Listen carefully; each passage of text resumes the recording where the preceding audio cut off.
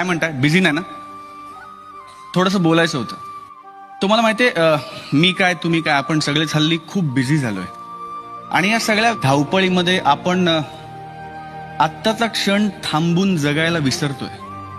पूर्वी हा फोन होता, आता स्मार्टफोन झालेत.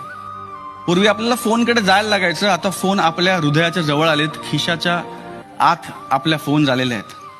पण गंमत बघा, पूर्वी ज्या फोनकडे लांब जायला लागायचं तेव्हा माणसं जवळ होती, आणि आता फोन जवळ आलेत पण माणसं लांब व्हायला लागलीत. पूर्वी लोकांना फोन करायचो, त्यांची वाट बघायचो, त्यांच्यातला खरेपणा इमिजिएटली हॅलोवरनं कळायचं. माझा मित्र इथे बसलाय, तो मला सांगतो की त्यांनी हॅलो म्हटलं की मला कळतं की त्याच्या आयुष्यात काय चाललंय.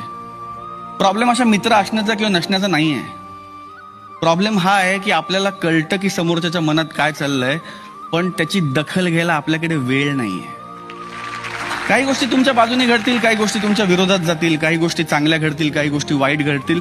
तुमच्यातला चांगुलपणा सोडू नका, तुमच्यातली चांगली वृत्ती सोडू नका, तुमचं चांगलं वागणं सोडू नका.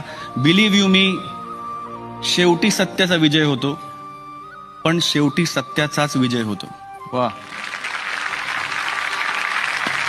माझ्यासाठी एवढंच करा, तुम्ही कलाकार म्हणून माझ्यावर मनापासून प्रेम करता. उद्यापासून थोडंसं प्रेम स्वतःवर पण करायला लागा, आणि बघा जग किती सुंदर आहे.